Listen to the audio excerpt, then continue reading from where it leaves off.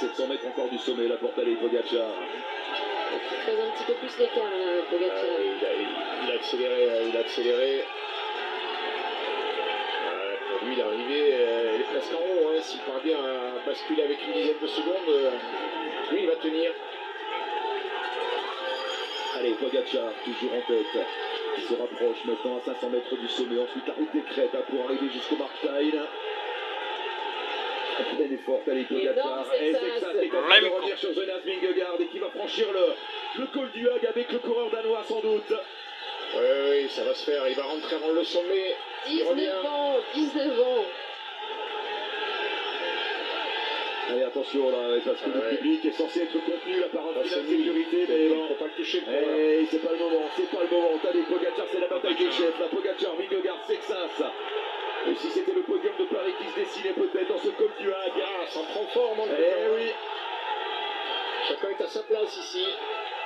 Et pour Sexas, sa place, elle est là, avec les deux géants du Tour, légèrement en retrait, mais pas très loin. Allez, Pogacar, 300 mètres encore avant le sommet. Pour aller chercher une 25e victoire d'étape sur le Tour, peut-être. Et si on parvenait à se regrouper entre Jonas Vingegaard... Là, le Mexicain pour tenter de revenir sur le duo Sexas-Vingegaard. Et là, un autre trio avec les deux Red Bull Brands-Gros, accompagnés de Juan Ayuso. Evenepoel, Lipovic et Ayuso. Ça va se jouer à quelques secondes pour le maillot blanc. Avant une autre bataille sans doute décisive demain, avec l'arrivée au plateau de Solaison.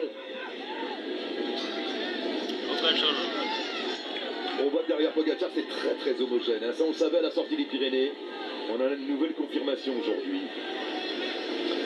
Et puis la domination de Pogacar, elle n'est pas outrageuse. Là, si on montait comme ça, il doit quand même aller chercher loin pour les distancer à la fin. Il attend le dernier kilomètre pour attaquer. Ah, 30 secondes quand même. Hein. Il a pris 30 secondes. Il a attaqué quoi à 1500 mètres du sommet. Et Del Toro est rentré. Et évidemment, Del Toro ne va pas relayer. Non, il ne va pas relayer. Il ira faire le sprint pour essayer de priver les deux autres de bonification. Il ne faut pas s'en occuper pour Sexas et Vingegaard. Il ne faut pas se préoccuper de Del Toro. Il faut rouler pour essayer de relayer plus loin encore Evenepoel.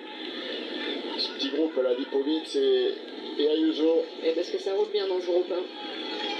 Oui, ça roule bien, mais rien pour l'instant. Le maillot blanc de Juan Ayuso est toujours menacé. Hein. Ah, pour l'instant, il est perdu. Il est perdu même. Pour l'instant, il est perdu. L'écart, c'est 13 secondes. Sexas, c'est 13 secondes de retard sur Ayuso. Et c'est 33 secondes d'avance sur Del Toro. Donc, à l'heure qu'il est, Paul Sexas va aller sur le podium.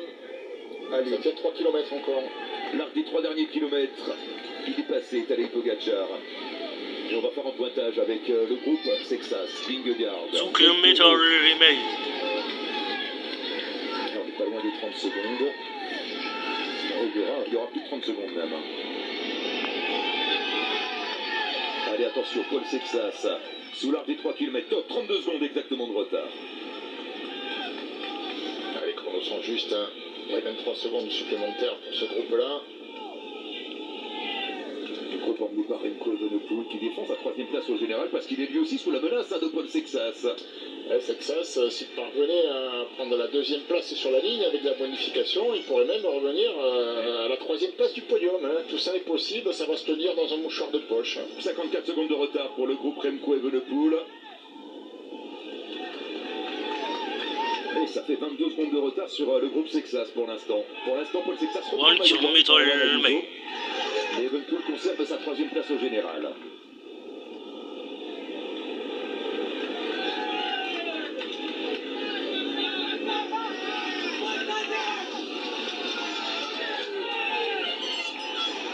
Pogacar, son accélération à 1500 mètres du sommet du col du Hague pour l'instant, eh bien, aura sans doute suffi à lui octroyer une nouvelle victoire d'étape sur ce tour. Ce serait la 4e déjà et la 25e à son compteur personnel.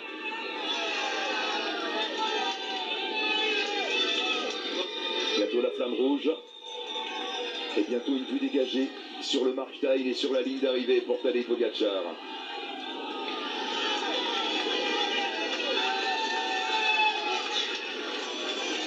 Dernier kilomètre pour le Slovène qui ne laisse rien à personne dans les étapes de montagne depuis le départ de ce Tour de France. aux angles, vainqueur à Gavarnie-Gèdre, vainqueur au Lioran et sans doute vainqueur au Markstein ici après une traversée des Vosges menée à grande vitesse. À la vitesse moyenne, on est près des 39 km/h depuis le départ.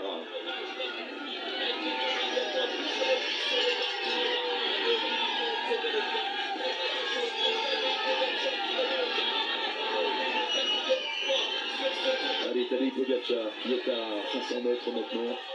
Quelle course encore une fois.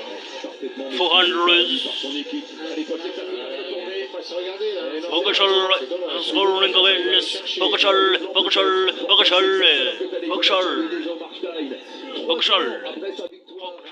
Pogacar, Pogacar, Pogacar, Pogacar, Pogacar, Pogacar, Pogacar, De l'ascension de l'île Pogacar, du Hague. Rien ne lui résiste, Tadej Pogacar. Tadej Pogacar, La planche des filles en 2020. Tadej Pogacar, Déjà ici en 2023. Nouvelle victoire. Tadej Pogacar, celebration, Tadej Pogacar. Et Tadej Pogacar qui continue de distribuer des coups depuis le départ. 4 victoires d'étape. Hein. Son record c'est 6 en 2024 sur un même Tour de France. Il est à 4. Quel est le record absolu? 2 victoires sur le Tour. Et 8, Bernard Hinault avait remporté cette étape en 79. Je crois que c'est 8 victoires hein, sur un Tour de France. Il faut le regarder ça parce qu'il aime bien le match. Sur un Tour de France, c'est 8 victoires et ce record est détenu par 3 hommes. 2 Belges, Merckx et Mertens, et Pélissier, le coureur français des années 20.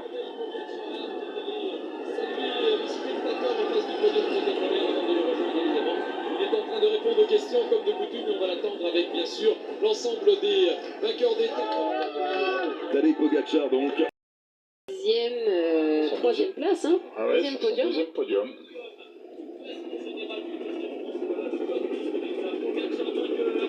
Voilà, 12 secondes d'écart sur la ligne hein, entre Sexas et